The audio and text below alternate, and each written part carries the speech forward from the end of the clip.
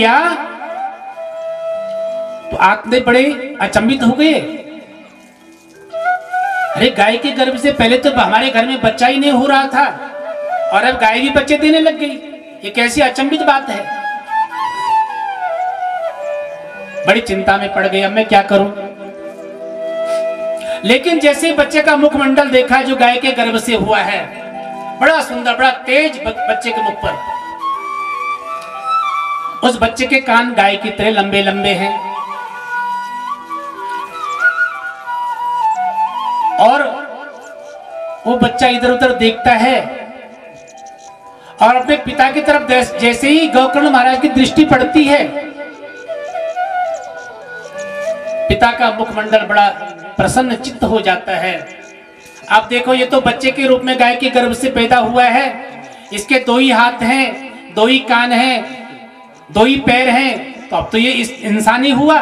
उसका नामकरण संस्कार करके गोकर्ण उसका नाम रख दिया। बोले गोकर्ण महाराज की। तो गोकर्ण नाम जैसे उसका रखा,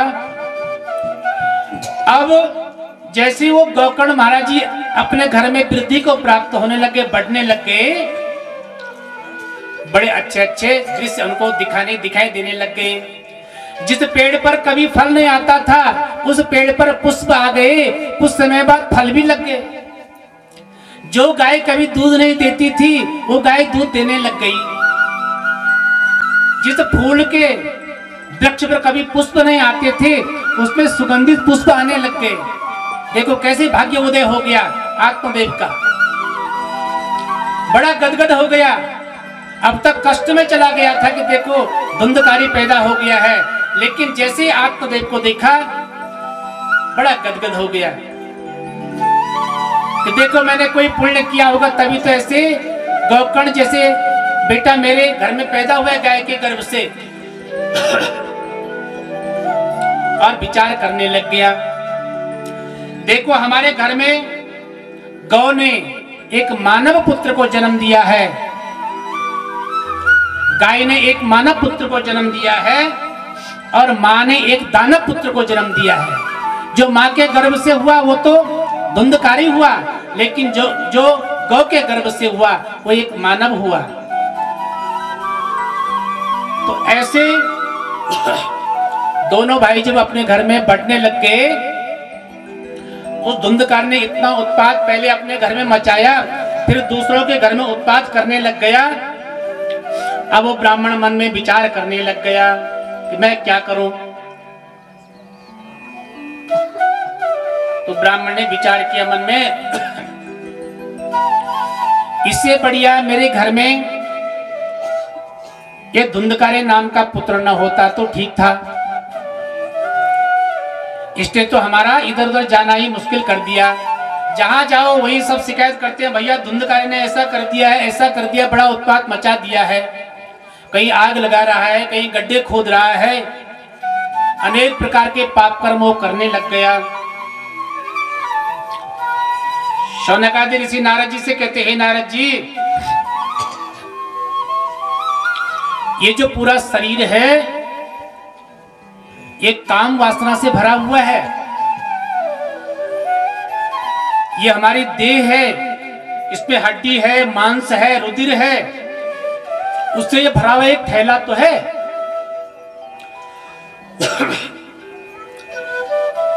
लेकिन अगर हमारे इस रुधिर मांस के शरीर में यदि ममता न हो तो ये शरीर व्यर्थ है, और यदि ममता इस शरीर के अंदर हो जाती है तो ये शरीर अच्छा बन जाता है, और यदि ममता नहीं है तो ये शरीर पापान हो जाता है।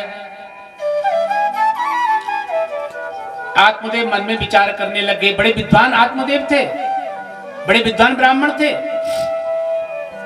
मन में विचार करने लगे कि कुग्राम दोषो कुलहीन सेवा, कुभोजनम कुमुखी चभारिया।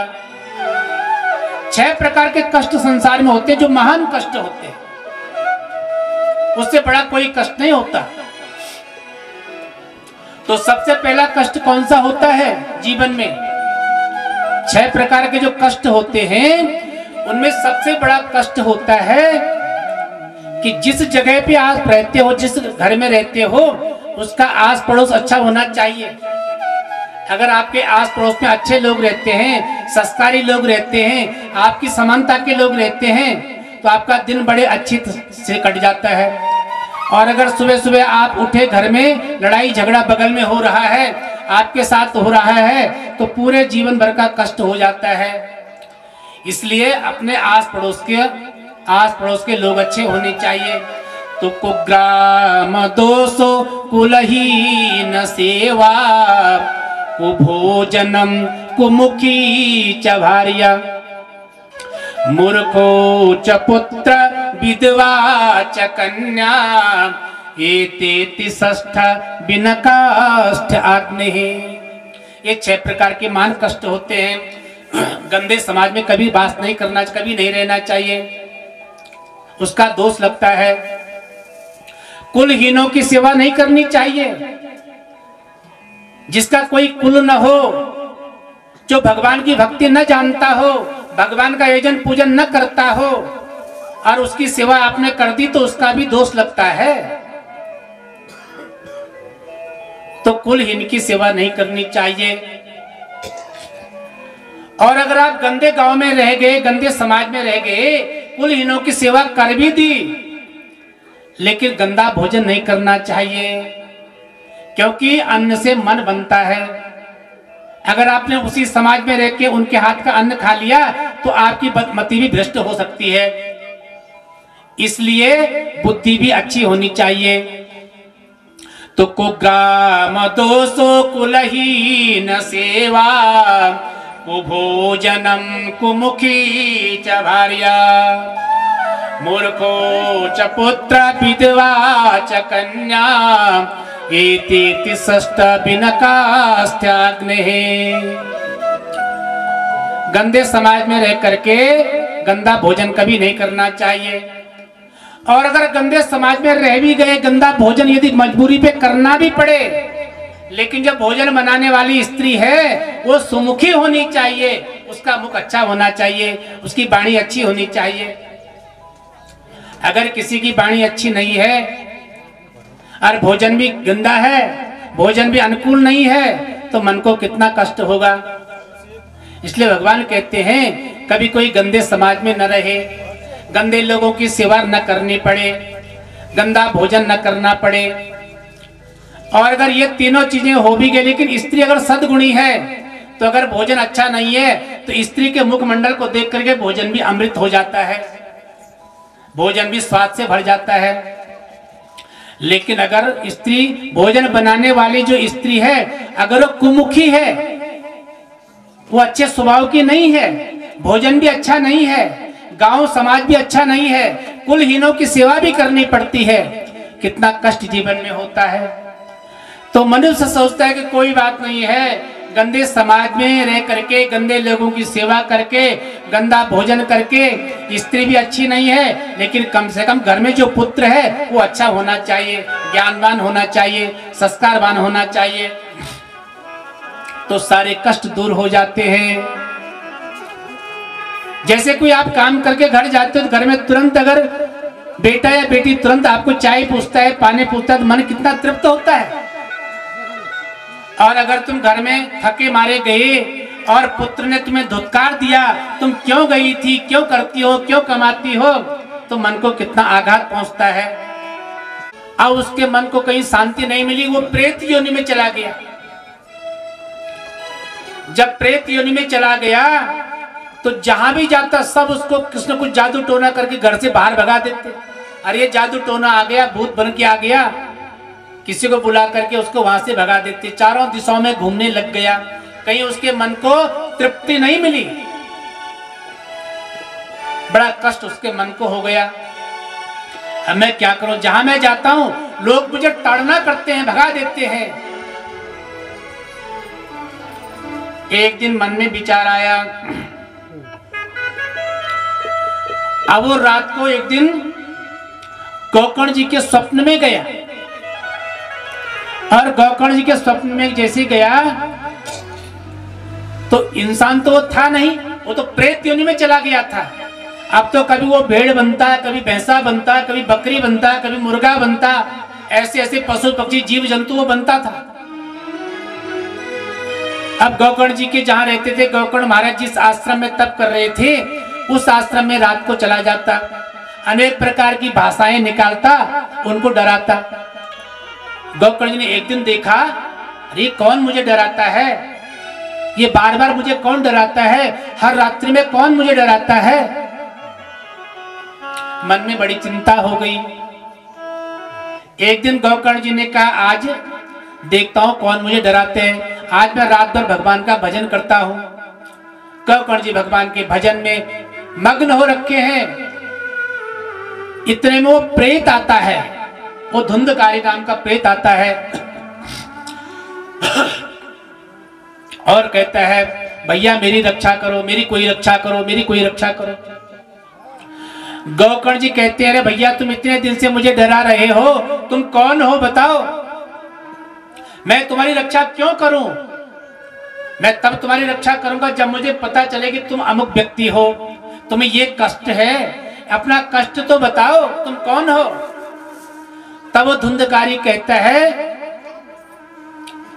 वो दिखाई तो देता नहीं है, तब वो कहता है, अहम भ्राता तदीयोस्मिन् धुंधकारीति नामतः स्वकीये नैव दोषेण ब्रह्मत्वं नासितं मया। अरे भैया तुम मुझे पहचान नहीं रही हो क्या? गोकर्ण महाराज ने कहा, मैं तो नहीं पहचान रहा, तुम कौन हो?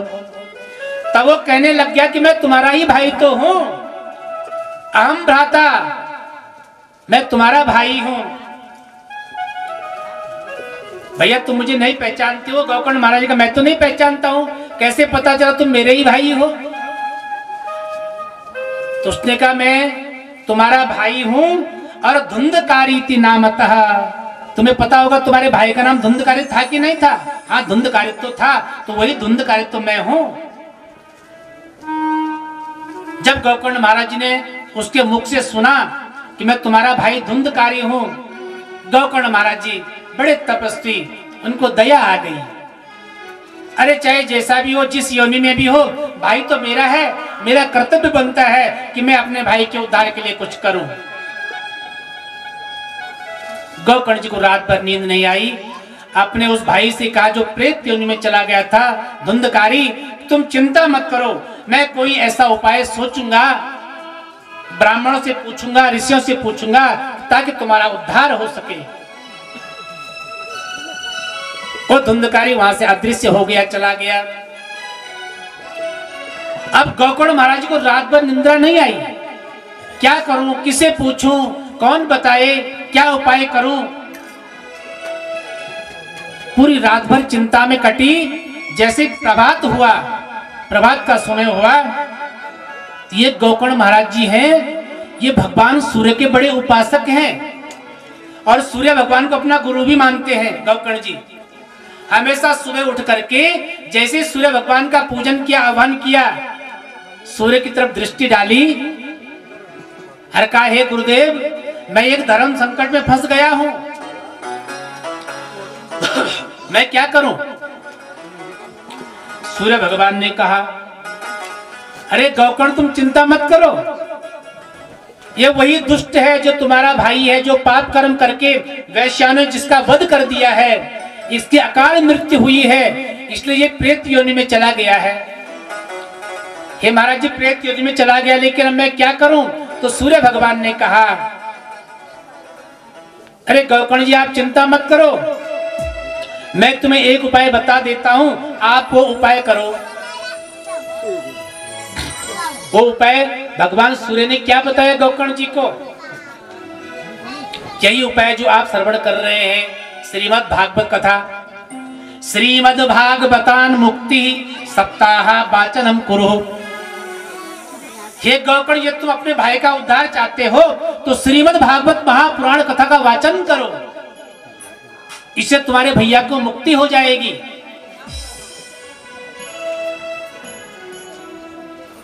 तो गोकर्ण जी बड़े प्रसन्न हो गए, महाराज जी मुक्ति हो जाएगी क्या?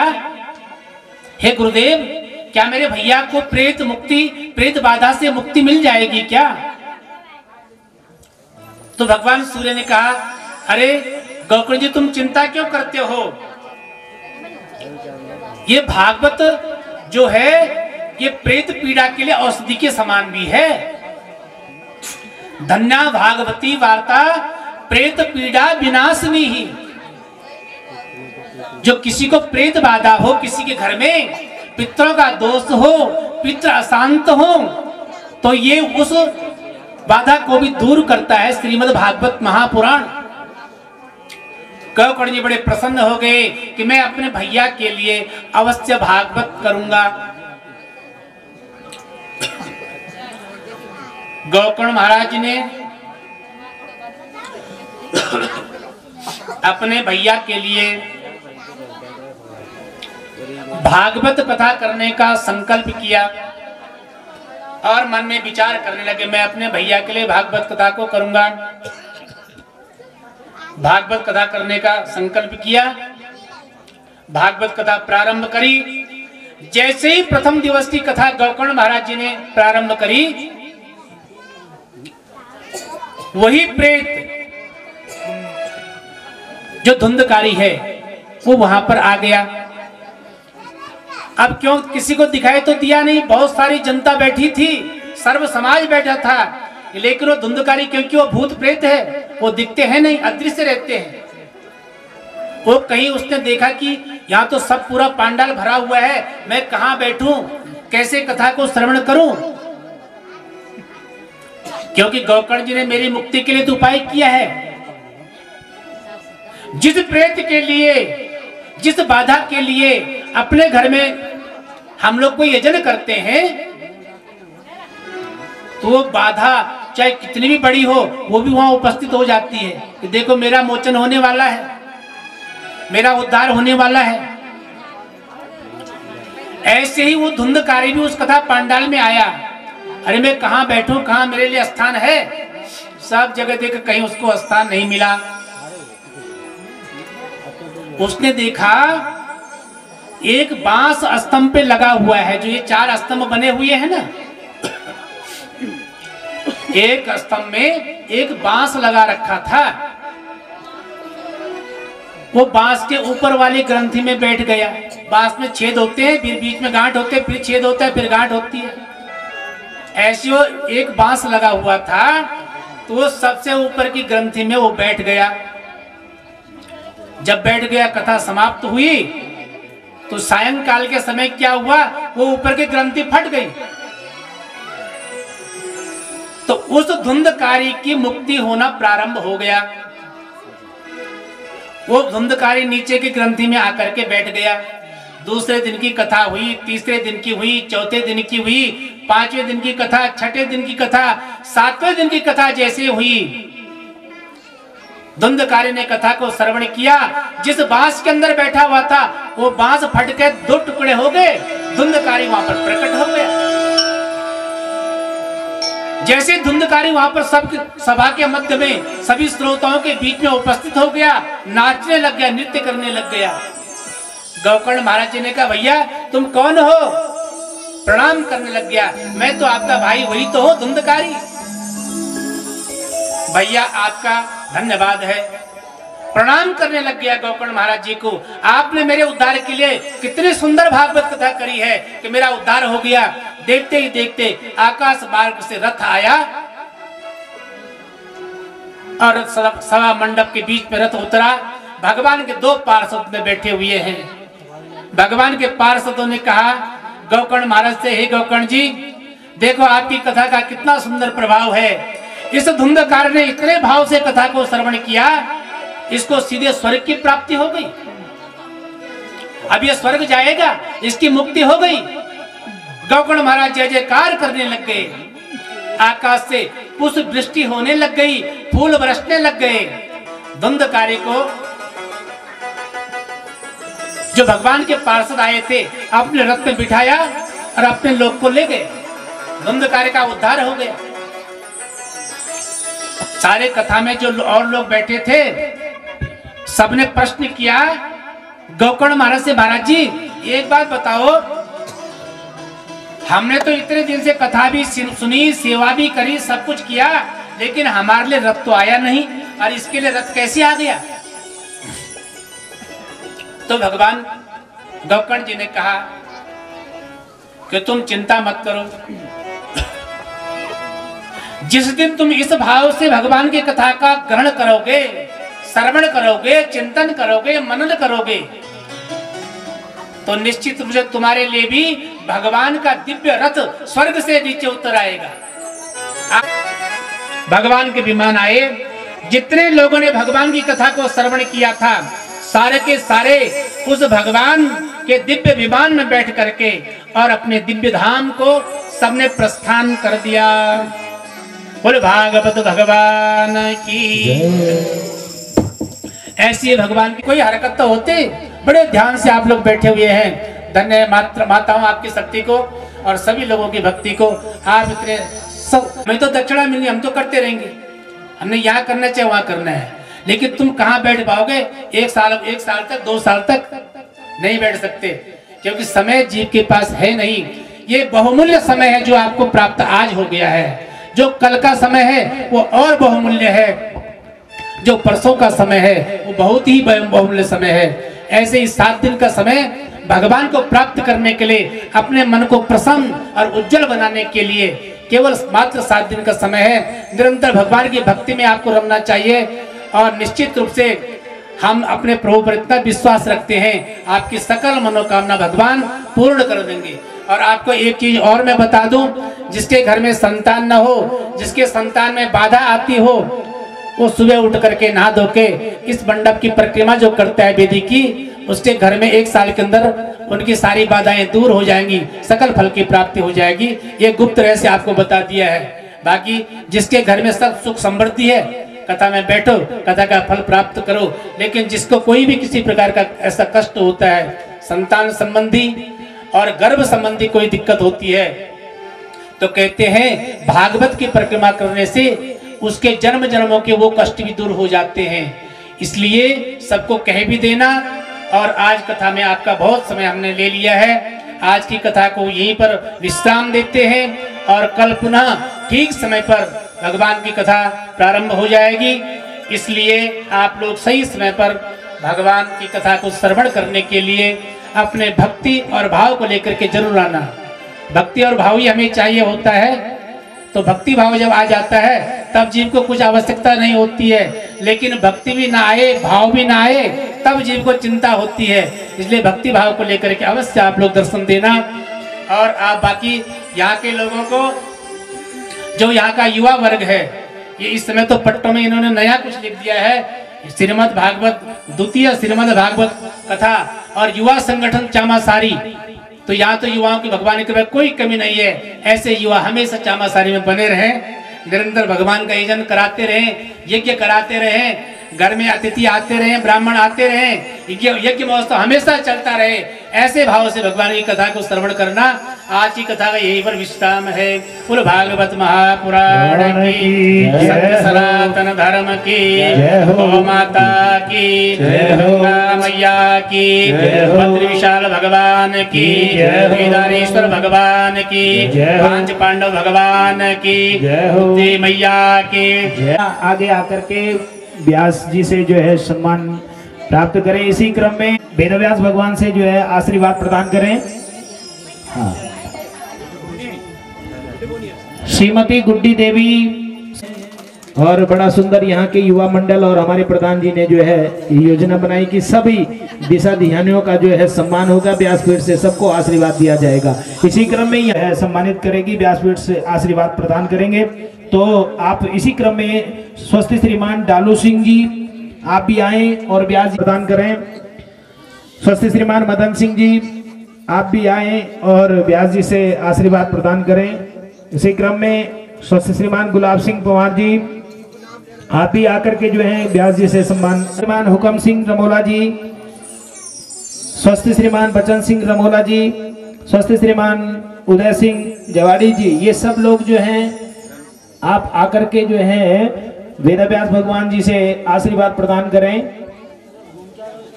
और पीछे से घूम करके जाएं, देखो सीधा आए, इधर से नहीं उल्टा आ रहे हैं आप इधर को, है ना। व्यास जी की परिक्रमा करते हुए जो है आगे आए। आइए इसके बाद जो है आरती का हम सब लोग दर्शन करेंगे और उसके बाद प्रसाद चरणामृत वितरण होगा। सब लोग जो है प्रसाद और चरणामृत लेकर के ही जो है जाएं, आरती के दर्शन करें। इसी क्रम में कल की कथा ठीक 1:30 बजे से प्रारंभ होगी तथा यथा समय पर जो है आप कथा को विराम दिया जाएगा, ताकि जो है आप सायंकालीन सभा में जो अपने घर को जो सारू काम छे वह आप करना का वास्ता जो आपके समय प्राप्त होलू। तो यही क्रम में अब आरती का दर्शन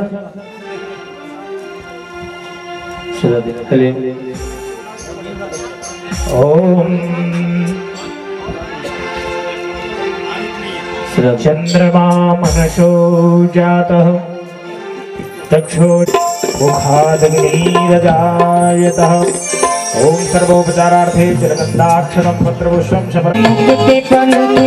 पंचम वेद निराला नव ज्योति जलाने वाला है, नव ज्योति जलाने वाला है, पापों को मिटाने वाला, हर दर्श दिखाने वाला है, हर दर्श दिखाने वाला है, हर दर्श दिखाने वाला है। शांति गीत पावन पुण्य पापों को मिटाने वाला, हर दर्श दिखाने वाला है, हर दर्श दिखाने वाला है, हर दर्श दिखाने वाला है। ये सुख करनी है दुख हरनी है, करनी है दुख हरनी। मधुसूदन की आरती पापियों को पाने वाला, बिगड़ी को बनाने वाला है, बिगड़ी को बनाने वाला है, बिगड़ी को बनाने वाला। ये मधुर बोल जगपंद को सन्मार्ग दिखाने वाला, बिगड़ी को बनाने वाला है, बिगड़ी को बनाने वाला है, बनाने वाला। पापियों को पाप से है आरती, भागवत भगवान की है आरती, पापियों को पाप से है आरती, आरती आरती, पापियों को पाप से है आरती, भागवत भगवान की है आरती, पापियों को पाप से है आरती। त्वमेव माता जगता त्वमेव, त्वमेव बन्धु दशका त्वमेव, त्वमेव बीजा धर्मः त्वमेव, त्वमेव सर्वं मम देव देव।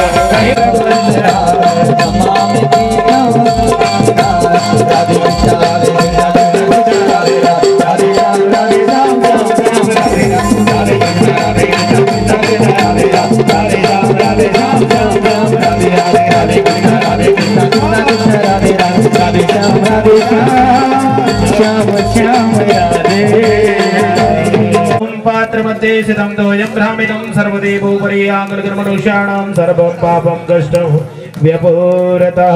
ओम जदनेन जज्जमय चन्द्रदेवास्तानि निर्वाण प्रथमान्यासन्नः तेहनाकं महिमाना सजन्द्र जत्र पूर्वे साध्याः सन्ति देवाः। ओम राजाधिराजाय प्रसह्य एकदन्ताय विद्महे वक्रतुण्डाय धीमहि तन्नो दन्ते प्रचोदयात्। ओम नारायणाय विद्महे वासुदेवाय धीमहि तन्नो विष्णु प्रचोदयात्। महालक्ष्मी विद्महे सर्वशक्ते च धीमहि। जय ओम नमः पार्वती पते हर हर महादेव शंभो। जो बोले सो अभय बोल सत्य सनातन धर्म की जय हो, हिंदू धर्म की।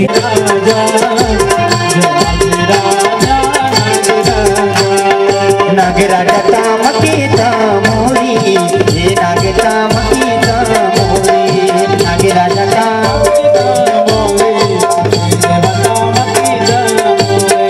नागराजा तोरे गुनारेया, नागराजा बामनी गोर मोली, नागराजा तोरे नारेया, नागराजा बामनी गोर मोली।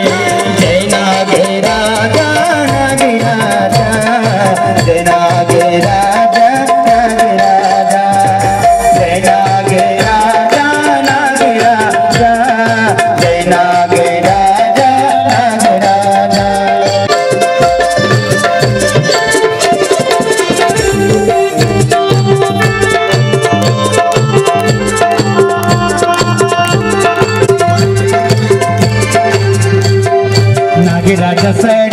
का मोड़ी, नाग सड़कों का मोड़ी, नागराजा सड़कों का मोड़ी,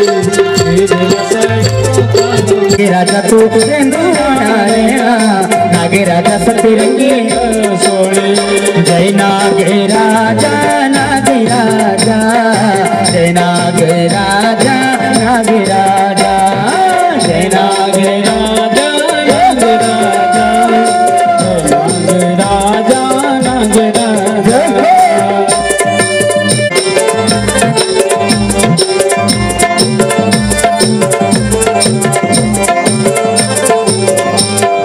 सोना की जंजीरी, सोना की जंजीरा, देवी सूर्य कंडा सोनंदा, सोना की जंजीरा, सोना की जंजीरी, सोना की जंजीरा, देवी सूर्य कंडा सोना की जंजीरा, सोना की जंजीरा, सोना की जंजीरा, देवी सूर्य कंडा सोना की जंजीरा, देवी सूर्य उतडांडा मंदिरा, देवी सूर्य कंडा उतडांडा मंदिरा, तन गोलू लगे दो उतडांडा मंदिरा, देवी सूर्य कंडा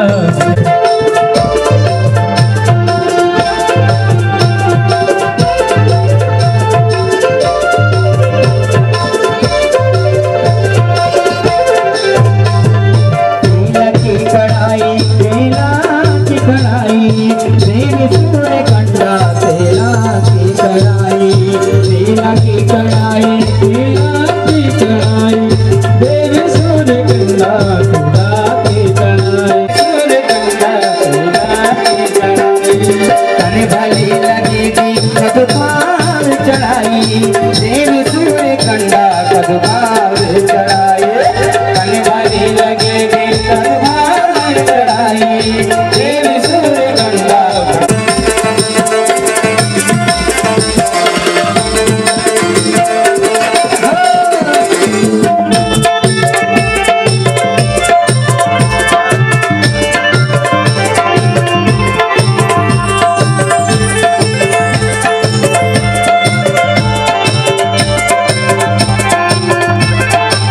पूजा की सुपारी, पूजा की सुपारी, दे सूर्य कंडा पूजा की सुपारी, पूजा नाम तामे होमवे श्रियम्मा ओम या औखदे देवहेन सुक्रमावयं वा निर्मा तस्मादेन शो विश्वान् वञ्चित गुंगशा यदि दिवाय देनक्तमेना गुं सुक्रमावयं वा वायर्मा तस्मादेन शो विश्वान् वञ्चित गुंगशा यदि जाग्रद्यपि शुभनाः येनासि गुंगिचिरुमावयं वा सूर्यो तस्मान् महदेन शो विश्वान् वञ्चित गुंगशाः गंगे च यमुने च वा गोदावरी सरस्वती नर्मदे सिन्धु कावेरी जले अस्मिन् साध्यार्तीर्थानि गंगाद्यसरितस्तमायां तु शान्तिरता दूरितक्षेकाञ्चन्द्रमण्डलाय नमः शम स्वाद्यरमणसे नमः तं तं से नमः परमात्मने नमः ज्ञं ज्ञानाय नमः पञ्चनद्या सरस्वतीमपयन्ति सत्रोतसा सरस्वती पञ्चदाशो देशे रोहरिताः श्री भगवते गंगादेवी भगवती तव ओम नमामि गंगे तव पाद पंकजं स्वे नमो नमः प्रार्थना पूर्वकं नमः ओम विष्णवे नमः ओम नमः प्रमाद श्री श्वेतवराह कल्पे वैवस्वतमनन्तरे अष्टाविंशतमे कलियुगे कलिव्रतं जरणे जम्बूद्वीपे भरतखण्डे भारतवर्षे आरावृतान्तर्गत पुण्यक्षेत्रे हेमृते बद्रिकाशरण्ये अलकनन्दा मन्दाकिनी भागीरथीर्गङ्गयोरन्तराले गढपालदेशे उत्तराखण्ड पुण्यप्रदेशान्तर्गते शुभ स्थाने तथा च द्रोणमण्डलान्तर्गते गुरुरामराज चरणारविन्द सदभूमि शनितो टपकेश्वर सिद्धेश्वर महादेव सदभूमि दूरमण्डले मुसरी क्षेत्रान्तर्गते तथा च रायपुर क्षेत्रान्तर्गते तथा च एतदः समग्रे श्री ओम ह्रीं स्कंद गज्जाय नमः स्कंदो पूजयामि ओम ह्रीं पाशहस्ताय नमः ओम ललाट पूजयामि ओम ह्रीं गज वक्त्राय नमः वक्त्रं पूजयामि गणाध्यक्षाय नमः ओम भालचंद्राय नमः ओम गजाननाय सहस्रय स्वाहा ओम श्री भगवते गणेशाम्बिकाभ्यां नमः दीपं दर्शयामि हस्त प्रक्षालनम् नैवेद्यं मन्नपते अन्नस्य नो देहेयामिवस्य सुष्मिनः भप्रदाताराञ्जलिकरोर्जेः नो देहि द्विकुपदे चतुकुपदेः आशयमानन्दामो प्रतिष्ठे प्रतिष्ठाप्य ओम पावकन सरस्वती बाजे बिरुवा दिनेवते जज्ञः वष्णो धियावसो ओम श्री चतुष्षष्टि योगन्ने नमः ओम दिव्य योगाय नमः। फिर वही है आभ्यामे स्थापयामि ओम महायोगाय नमः आभ्यामे स्थापयामि ओम सिद्ध योगाय नमः आभ्यामे स्थापयामि ओम महेश्वराय नमः आभ्यामे स्थापयामि ओम विशाचन्ने नमः आभ्यामे स्थापयामि ओम शशांक मौले वृषभारूढ़ा देवाते देवेश महेश्वर नित्यं ग्रहण पूजा भगवान नमस्ते ओम नमस्ते रुद्रमण्ड बाहुतो दिगवे नमः बाहुभ्याम तुदे नमः जाते रुद्र शिवा तनु घोरा पापकासने सर्वोपचारार्थ अर्पयामि हरि ओम ओम श्री स्कंद श्री नागमात्रिका स्थिरोद्भवः। बोलिए शंकर भगवान की ओम बाहो ओम श्री सरस्वते नमः सिद्ध ग्रंथाय नमः मुक्ति ग्रंथाय नमः वेद पुरुषाय नमः सर्वोपचारार्थे जलगंधाक्षतं पत्रपुष्पं समर्पयामि श्रीमद्भागवत महापुराणाय नमः। ओम क्षमे महाभागे विद्ये कमललोचने विद्यारूपेण समर्पयामि। क्षमा प्रार्थना करेंगे। नमोस्तुते व्यास विशाल बुद्धे पुल्लारविंदम यतपत्र नेत्रे। ओम लक्ष्मी नारायणाय नमः। सर्वांगं पूजयामि हे धूप नैवेद्यं ओम्नाभ्या आसीदन्तरिक्षगों शीष्णोद्योः समवर्तता पृथिव्यां भूमृतशास्त्रोत्रान्धालोकान् कल्पयन्ना नैवेद्यं निवेदयामि। ओम प्राणाय स्वाहा पानाय स्वाहा ध्यानाय। ब्रह्म बन करता हो तुम ही ब्रह्म बन करता हो तुम ही शिव बन करके सहारी हो तुम शिव बन करके सहारी हो तुम गणराज तुम्हारी जय हो रे महाराज तुम्हारी जय हो शिव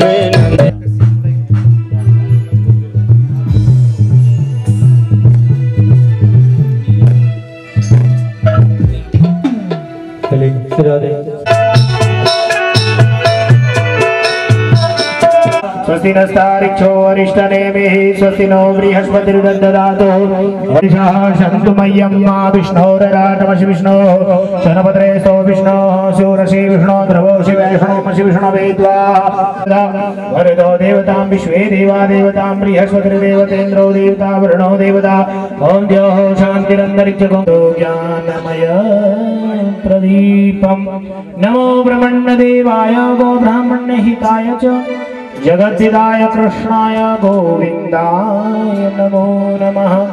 व्यासाय विष्णुरूपाय व्यासरूपाय विष्णवे नमः। ब्रह्मनिधये वासिष्ठाय नमो नमः। सच्चिदानन्दरूपाय विश्वोत्पत्त्यादिहेतवे तापत्रय विनाशाय श्रीकृष्णाय वयं नमः। वसुदेवसुतं देवं कंसचारूढमर्दनं देवकी परमानन्दं कृष्णं वन्दे जगद्गुरुं गोपाल चूडामणि। जय हो। सब लोग बैठ जाइए अपने अपने स्थान पर।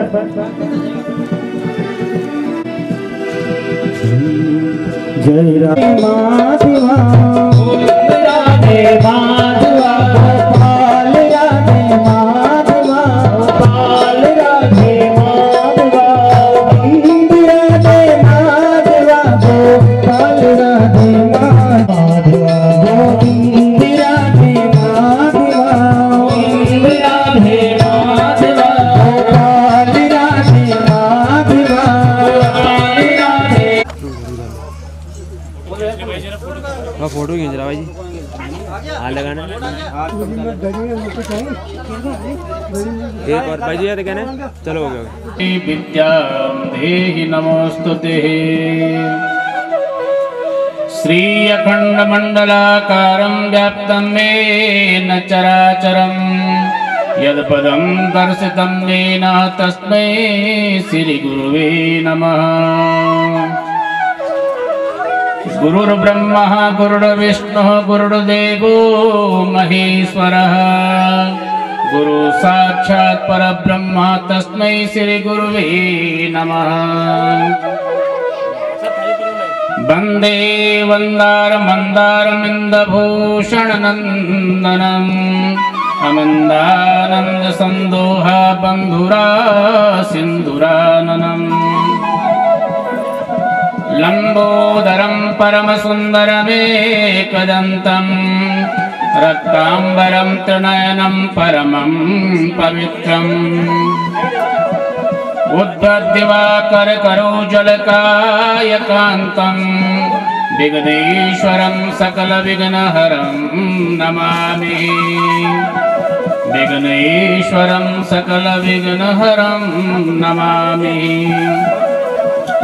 ध्येयं सदा परिभवग्नमभीष्टदोहम् तीर्थास्पदं शिवविरञ्चनुतं शरण्यम् प्रत्यार्तिहं प्रणतिपालभवाब्धिपूतं वन्दे महापुरुषते चरणारविन्दम् वन्दे महापुरुषते चरणारविन्दम् एतो हि विश्वस्य च बीजयोनि रामो मुकुन्दः पुरुषप्रधानः अनवीयभूतेषु विलक्षणस्य ज्ञानस्य चीसात इमो पुराणो यस्मिन् जनप्राणवियोगकाले क्षणं समावेश्य मनो विशुद्धम् नृहृतकर्माशयमासु याति परां गतिं ब्रह्ममयूर्कवर्णः तस्मिन् भवन्ता अखिलात्महेतो नारायणे कारणमूर्त्यमूर्तो भावं विधत्तां नितरां महात्मन् किं वावशिष्टं युवयोस्तु कृत्यम् साभाग्यया तस्य गुणान् गृहीतो करो च तत्कर्म करो मनश्च स्मरेत् वसन्तं स्थिरिजङ्गमेषु शृणोति तत्पुण्यकथा सकर्णः शिरस्तु तस्योभयलिङ्गमानये अत्रैव यत्र पश्यति तद्विचक्षुः अंगानि विष्णोरतता जनानां पादोदकं यानि भजन्ति नित्यं पादोदकं यानि भजन्ति नित्यं पादोदकं यानि भजन्ति नित्यं। बोले भागवत महापुराण की, श्री कृष्णचंद्र भगवान की। परम मंगलमय और परम पवित्र भगवान श्री कृष्ण का वाङ्मय स्वरूप श्रीमद् भागवत महापुराण और परम पवित्र वो स्थान जहाँ पर इस दिव्य पुराण का आयोजन हो रहा है। और आज कथा का द्वितीय दिवस है। बड़ी श्रद्धा और भक्ति के साथ में आप लोग भगवान की कथा को श्रवण कर रहे हैं। इस कथा पांडाल में विराजमान सभी विद्वान आचार्य, सभी भक्तिमय माताओं, बहनों एवं सभी हमारे बड़े बुजुर्ग, चामासारी की समस्त जनता जो यहाँ पर इस कथा पांडाल में तन मन और धन से अपना सहयोग कर रहे हैं। ये भागवत कथा जिस स्थान पर, जिस गांव में, जिस समाज में, जिस क्षेत्र में होती है, वहां के समस्त पाप राशि को समाप्त कर देने वाली कथा है।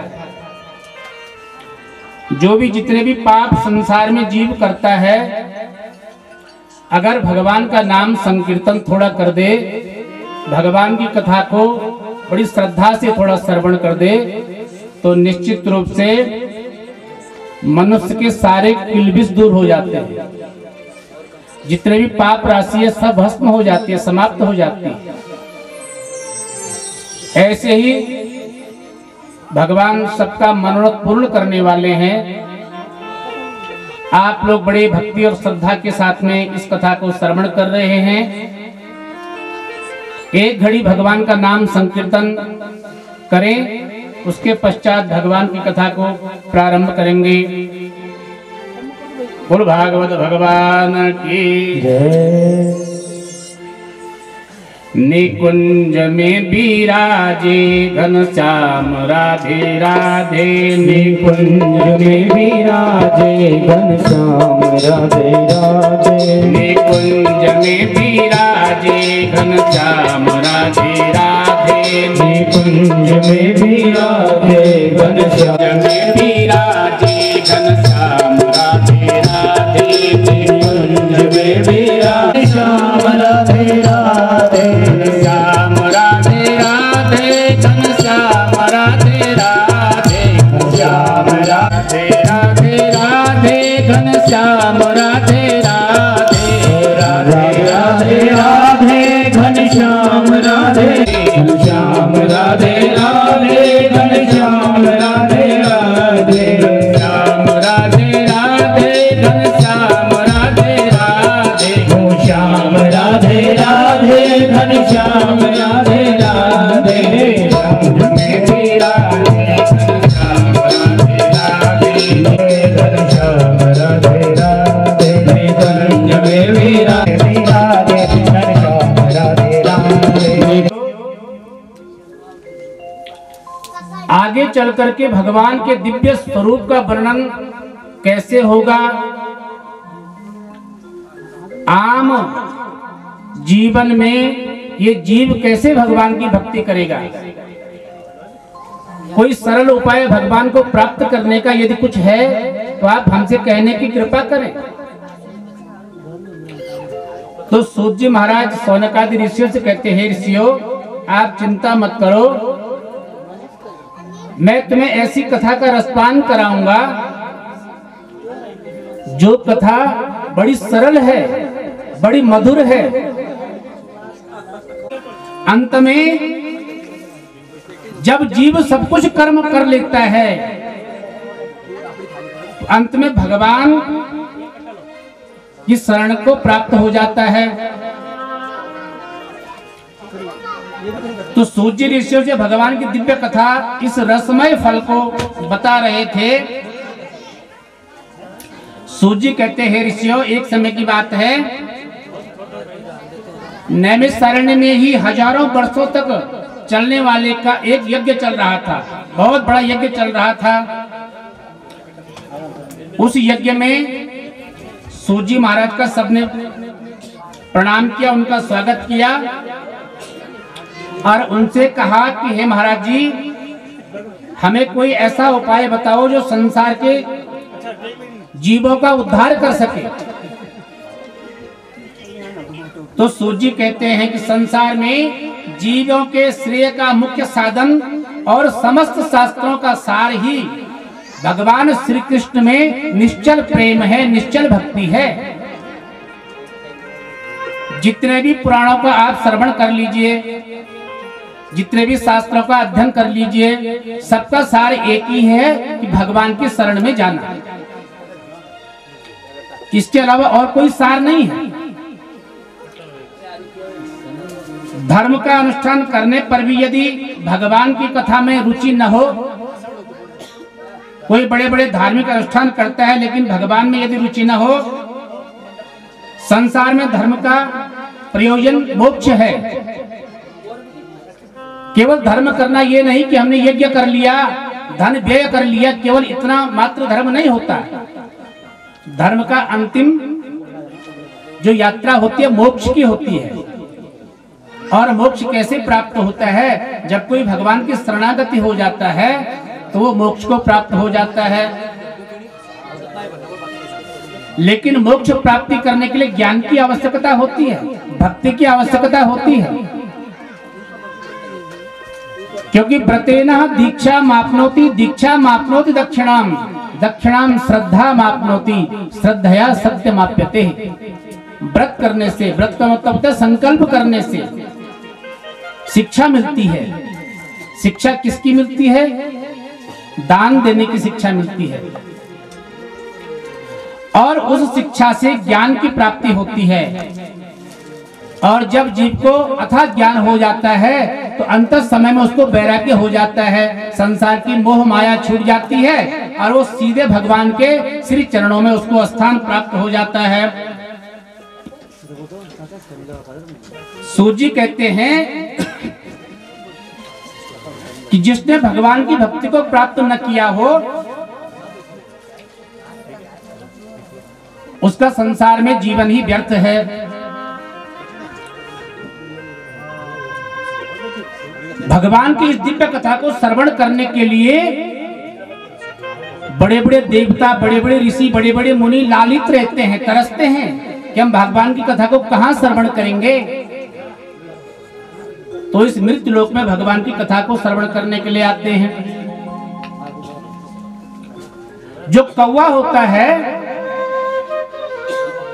कौवा को देखने से भी दोष लगता है, उसकी भाषा भी बड़ी कर्कश होती है, दिखने में भी अच्छा नहीं होता कौवा। लेकिन वही कौवा जब काकभूषण के रूप में भगवान की कथा का गान करते हैं तो बड़े बड़े देवर्षि वहां पर आकर के बैठ जाते हैं। बड़े बड़े राजहंस उस कथा को श्रवण करने के लिए बैठ जाते हैं और उस कथा को सुनते हैं। साक्षात भगवान शंकर भी उस कथा को सुनने के लिए वहां पर बैठ जाते हैं और पक्षराज गरुड़ भी काकभूषुंडी के चरणों में बैठ करके कथा को श्रवण करते हैं, भक्ति पाने के लिए, ज्ञान पाने के लिए और वैराग्य पाने के लिए। तो सूजी कहते हैं कि जो निश्चल भक्ति करता है, जिसकी भक्ति में कोई भेद नहीं होता, भक्ति हमेशा निश्चल करनी चाहिए। अगर भक्ति में कोई दोष हो तो सारी कथा सुनना बेकार है। एक घड़ी की भक्ति आप करते हैं लेकिन सच्ची श्रद्धा से करते हैं, सच्चे भाव से करते हैं, तो वही भक्ति परमात्मा को प्राप्त हो जाती है। निष्काम भक्ति जिसे कहते हैं, जो निष्काम भक्ति करता है, जैसे मीरा ने, आपने मीरा को सुना होगा, जो भगवान कृष्ण की परम भक्त थी, तो मीरा ने निष्काम भाव से अपना सर्वस्व भगवान श्री कृष्ण के चरणों में अर्पित कर दिया। तो भगवान की कथा रूपी जो भक्ति है वो मीरा की तरह यदि कोई भक्ति करता है, जिसने अपना पूरा जीवन भगवान को अर्पित कर दिया है। सूजी सौनकादि ऋषियों से कहते हैं, ऋषियों, एक समय की बात है, नारद जी स्वर्ग लोक से इस मृत्यु लोक पर आए। भ्रमण करते करते व्यास जी के आश्रम में पहुंच गए। जो वेद व्यास, जो पुराणों के रचयिता हैं, उन्हीं व्यास जी के आश्रम में गए। जब नारद जी को व्यास जी ने देखा तो बड़े प्रसन्न हो गए। देखो, हमारे आश्रम में आज नारद जी का आना हो गया है, बड़े प्रसन्न हो गए। लेकिन नारद जी ने जब देखा व्यास जी का मुख मलिन है,